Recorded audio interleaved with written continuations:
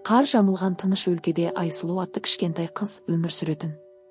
Ол жаңа жылды әлемдегі ең керемет мереке деп білетін.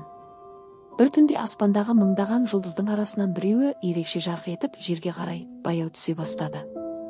Жұлдыз дәл Айсұлудың үйінің алдына келіп қонды. Таңғалған Айсұлу жақындап, оны алақанымен көтере бергенде, жарқ-жарқ етіп ашылып, ішінен кішкентай, сөйлейтін ақ жұлдызша шыға келді. Айсұлу, көмектесші. Жаңа жылдың сиқыры әлсіреп барады. Әлемге қуаныш жетпей жатыр, деді жұлдызша мұңайып. Айсұлу бір сәт ойланбастан оған көмектесуге келісті.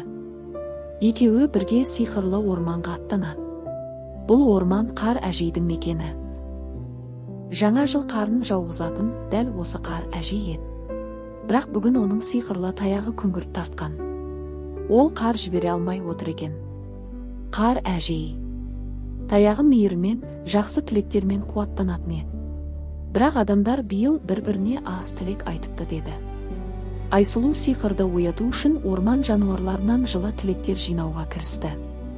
Алдымен тиін кездесті. Тиін құйрығын бұлғап, достық көп болсын, деді.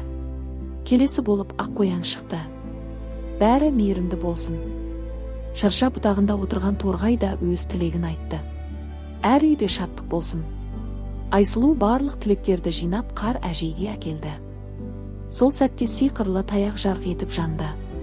Таяқ аспанға көтеріліп, жер бетін аппақ қармен көмкерді. Әлем қайтадан жарқырап, жаңа жылдың сиқыры оянды. Айсұлу үйіне оралғанда аспанда бір үлкен жарық жұлдыз жарқырап тұрды. Ақ жұлдызша оның қасына ұшып келіп, жыл сайын сиқырды оятатын мейірім. Бүгін сен әлемге жарық сыйладың, деді.